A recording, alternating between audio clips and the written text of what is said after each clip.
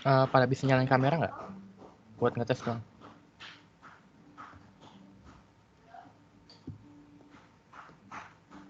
Halo? Oke, bentar. Buat ngetes aja, takutnya ada malfungsi kan bahaya. Udah kelar belum? Hmm? Udah ada belum? Udah.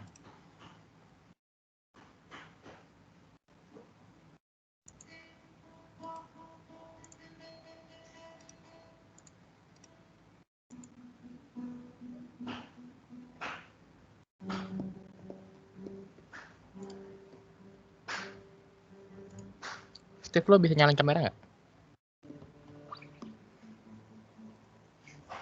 Bentar. Nanti pas presentasi nyalain kamera coy, pakai seragam ya.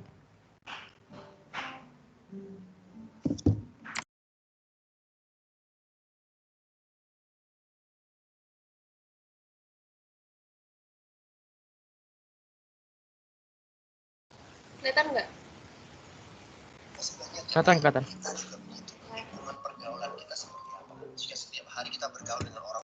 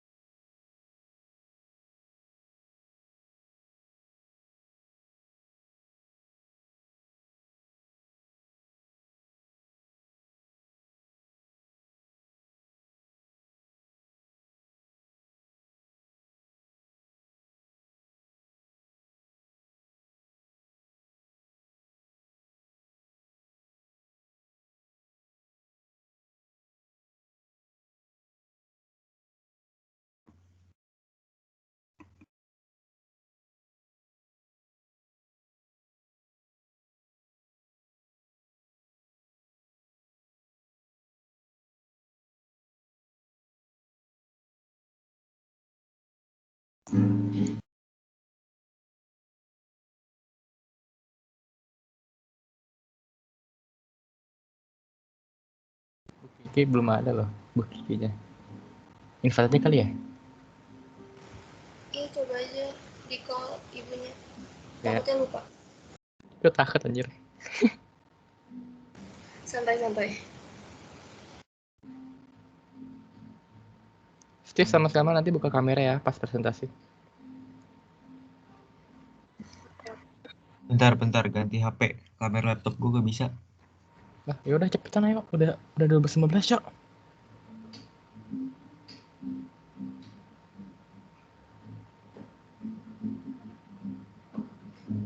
Gue udah join. Halo Ibu. Oke, selamat siang semuanya. Siang, Bu. Oke. Siang, Bu. Ya. Sebentar ya Bu, kita ada mau ngecek dulu sebentar. Oke, boleh. Silakan. Steve udah bisa nyalain kamera, Steve.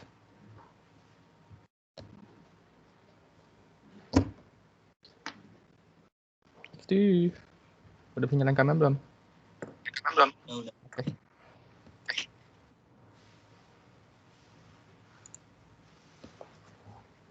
Ini langsung aja Ibu presentasinya ya. Oke, boleh. Langsung aja. Rena share screen.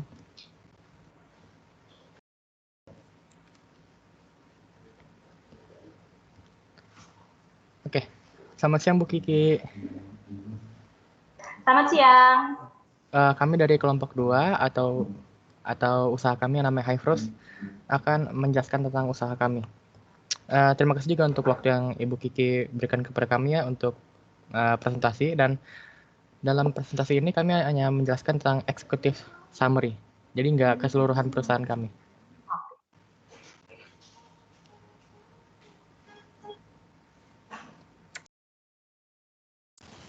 Oke, ini adalah agenda yang akan kita bicarakan ke Bu Kiki, yang kita akan jelaskan. Yang pertama itu ada background, yang kedua ada opportunity and solution, yang ketiga ada vision and mission, yang keempat ada product planning, dan yang kelima ada budget plan.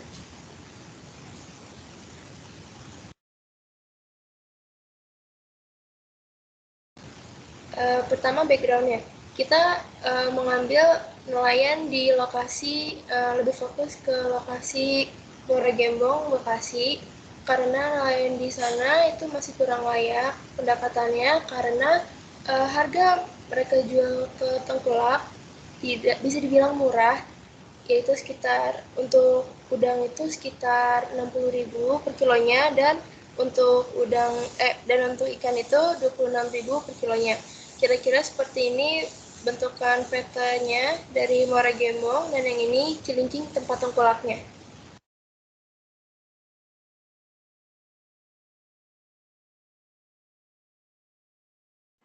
Nah, dan di sini juga kita akan membahas opportunity-nya. Dan yang pertama itu kita meningkatkan profit nelayan yang masih kurang mencukupi dengan membuka suatu usaha.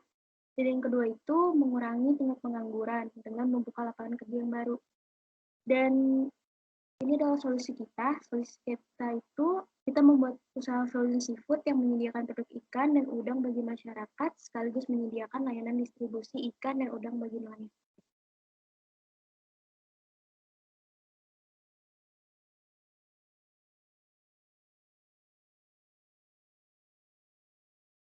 Visinya yang pertama, menambah profit nelayan hanya dengan memberikan sedikit pekerjaan tambahan kepada nelayan, yaitu membersihkan ikan dan udangnya. Kedua, membuat produk seafood tersebut bisa lebih tahan lama dengan cara membekukannya. Visinya, pertama, membuka usaha frozen seafood, terutama ikan dan udang, dan membagi hasil 50% hasil penjualan kepada para nelayan. Kedua, mendistribusikan frozen seafood tersebut ke pasar modern dan supermarket.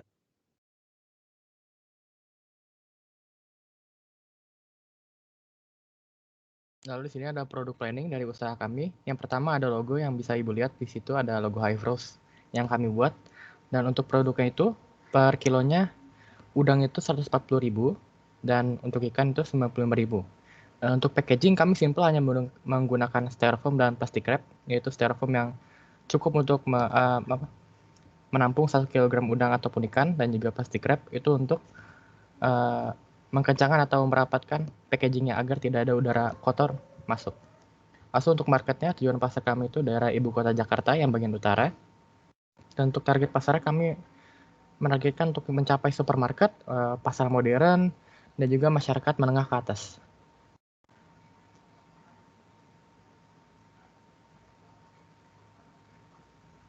Nah, ini untuk budget plan-nya atau perincian dananya. Untuk harga sewa atau tempat yang kami sewa itu di posko di Kelapa Gading. Yang per tahunnya itu 130 juta. Dan untuk kebutuhan produk kami itu ada ikan 1 ton yang kami beli dari nelayan. Harganya 45.500.000. Dan untuk udang 1 ton juga 70 juta. Dan untuk penyimpanannya kami menggunakan freezer ASTC 75B yang berkapasitas 2 ton yang harganya 69.100.000. Dan untuk packaging tadi sudah disebutkan untuk styrofoam dan plastic wrap. Untuk styrofoam kami membeli 2.000 piece untuk per bulan yang harganya 1.720.000. Dan untuk plastic wrapnya 1 lusin atau 12 roll itu menggunakan biaya 888.000. Dan untuk perkiraan profit yang kita dapatkan atau estimasi itu per bulannya 117 juta dan 500, dan untuk per tahunnya 1.410 juta rupiah. Dan untuk total dana di tahun pertama yang kami estimasi itu yang kami butuhkan itu 1.600 juta rupiah.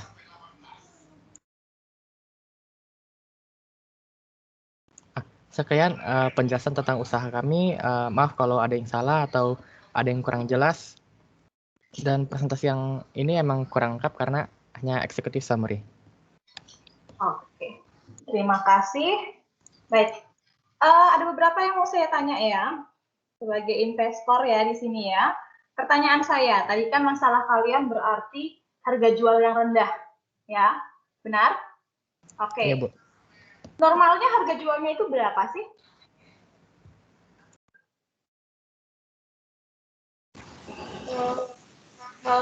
Kalau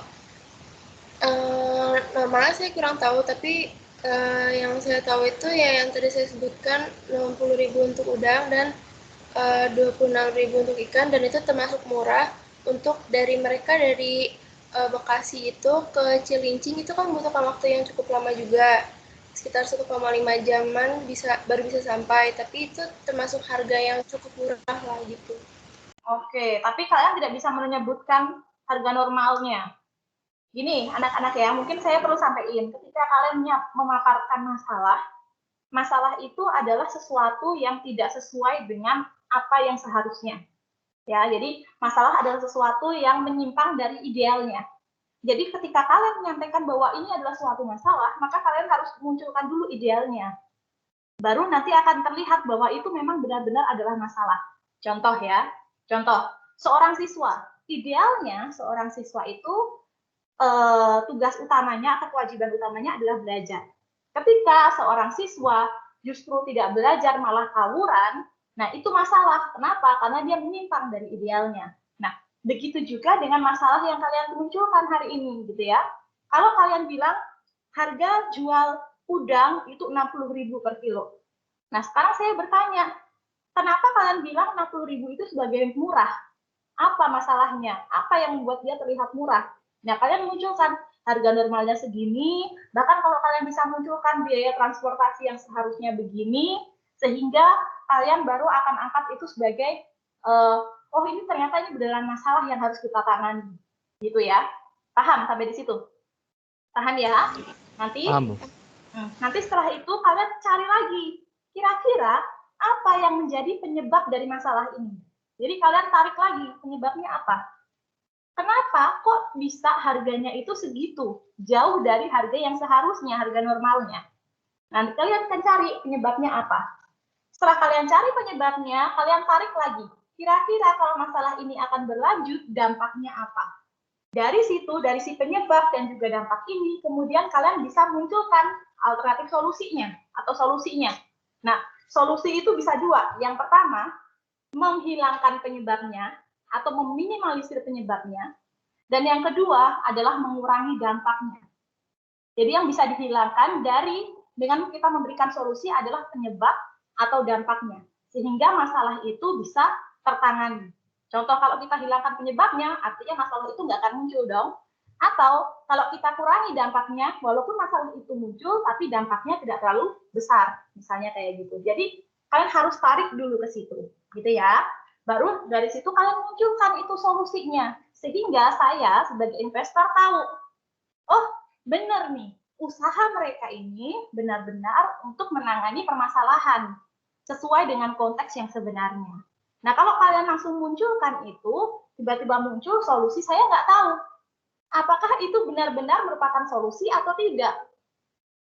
Gitu. Karena kalau kalian langsung munculkan solusi, saya nggak tahu itu masalahnya memang penyebabnya itu. Jangan-jangan penyebabnya, misalnya ya, mungkin penyebabnya adalah tidak adanya transportasi. Nah, kalau nggak ada transportasi, harusnya solusi yang kalian munculkan adalah memberikan layanan transportasi. Bukan bikin usaha frozen seafood. Seperti itu. Jadi lihat dulu penyebabnya apa, dampaknya apa, dan bagian mana yang ingin kalian tangani. Gitu ya, itu yang pertama. Lalu, pertanyaan saya berikutnya. Kalian bilang kalian akan bikin tempat usahanya di Kelapa Gading. Benar ya, padahal tadi kalian bahasnya mengenai Muara Gembong. Kenapa harus bikin tempat usahanya di Kelapa Gading? Sedangkan kita tahu Kelapa Gading itu adalah tempat yang memang harga sewanya sangat mahal. Coba, siapa yang mau jawab? Karena kan tujuan pasar kita sebelum kita sudah bilang itu untuk masyarakat menengah ke atas, dan di Kelapa Gading emang itu ramai masyarakat yang kita tuju gitu. Tujuan pasarnya di situ emang. Oke. Permasalahannya sekarang, distribusi dari Muara Gembong ke mana? Ke Kelapa Gading, gimana itu? Kalian bisa meminimalisir nggak ikan mati? Karena dari Muara Gembong ke Kelapa Gading itu 2 jam lebih. Coba, gimana cara kalian meminimalisir supaya ikan-ikan itu yang datang sampai di Kelapa Gading itu benar-benar fresh?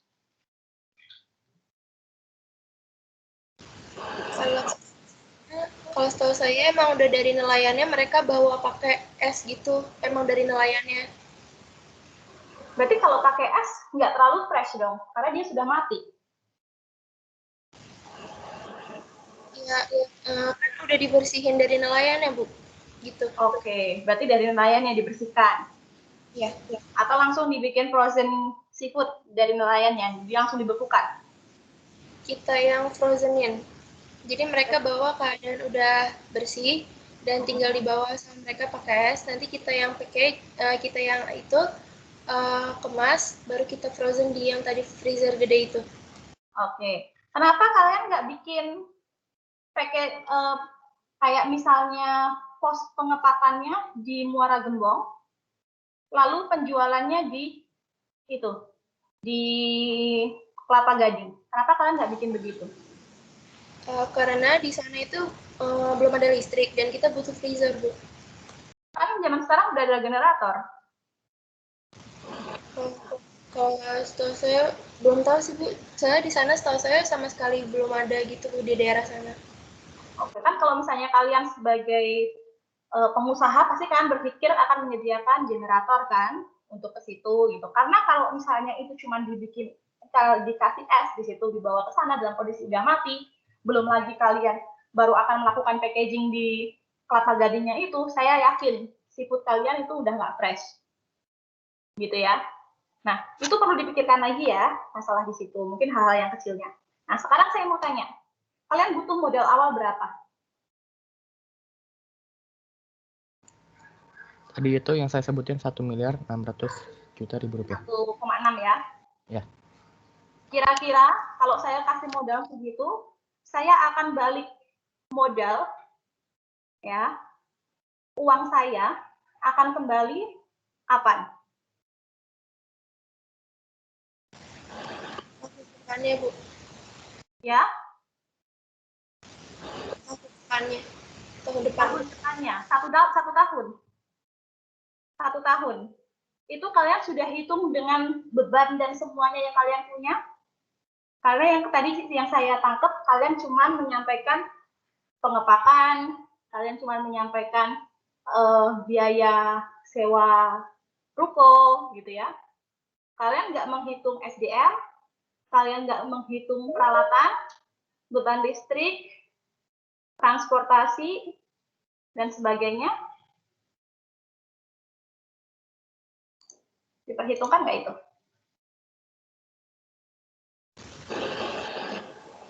Belum sampai kita itu ya, Bu. Oke, karena Kan di sini kan posisi saya sebagai investor kan, saya harus tahu duit saya kira-kira akan balik kapan. Gitu. Nah, sekarang saya mau tanya, saya sebagai investor nih, kan ceritanya saya investor ya, kan ini duitnya baru bisa balik 1 tahun ke depan. Lama banget dong, 1 tahun. Nah, duit saya bisa balik 1 tahun ke depan, berapa keuntungan yang bisa saya dapatkan selain dari modal yang saya berikan itu? Di luar dari modal yang balik ke saya, keuntungan saya yang bisa saya dapatkan berapa? Entah per bulan, entah per tahun, terserah. Kira-kira.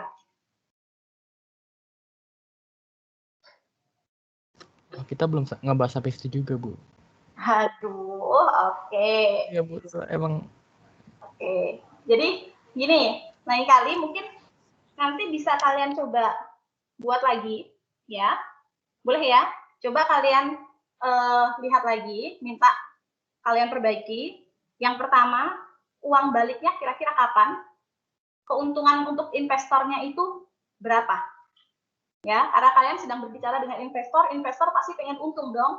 Dia nggak mau cuman kasih duit 1,6 miliar, tahun depan balik lagi duitnya 1,6 miliar. Nah, selama setahun duitnya ngapain? Sedangkan kalau dia mau duit 1,6 miliar itu dia bisa puter, menghasilkan keuntungan di tempat lain. Kenapa saya harus investasi di tempat kalian sedangkan saya nggak ada untungnya? Oke, itu kalian harus tawarkan. Kira-kira seperti apa? Gitu ya. Itu yang perlu kalian perbaiki. Dan yang tadi bagian penyebab, kira-kira bukan penyebab dan dampak harus kalian tambahkan, kira-kira benar nggak solusi yang kalian tawarkan itu menyelesaikan masalah atau tidak. Saya butuh itu aja sih. Gitu ya. Kira-kira bisa mau diperbaiki dulu, nanti kalian presentasi lagi, bisa nggak itu? Bisa, Bu, tapi dikasih waktu berapa lama ya, Bu, kalau boleh tahu? Kalian siapnya kapan?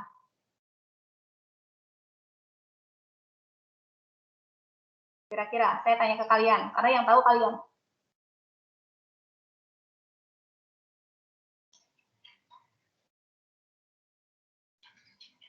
Atau kalian mau diskusi dulu, nanti saya dikabarin lagi?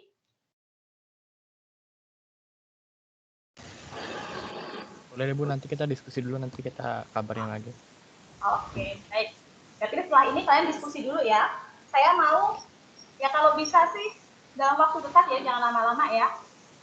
Kalau saya bisa dalam waktu dekat, perbaiki bagian itu. Atau misalnya kalian nggak usah presentasi juga nggak apa-apa, tapi mungkin kalian perbaiki di bisnis plan-nya kalian. Saya kasih informasi ke saya itu, terus kalian kirim via email ke saya juga boleh.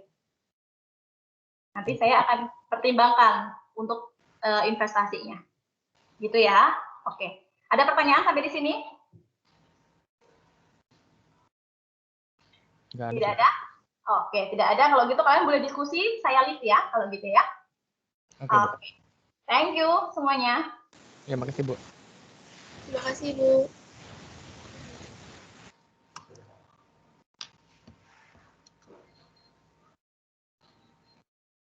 Aduh.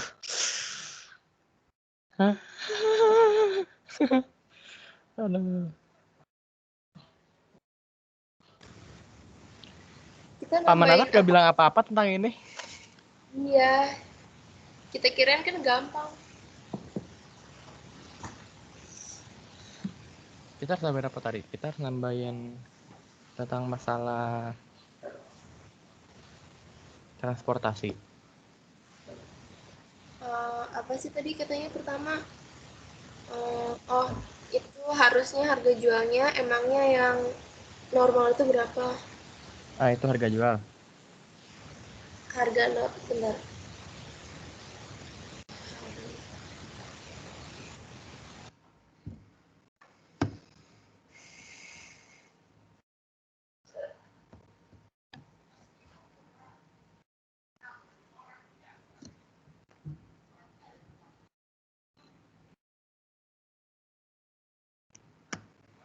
Terus tuh kita nggak kurang spesifik ya kata Ibu di penjelasan masalahnya.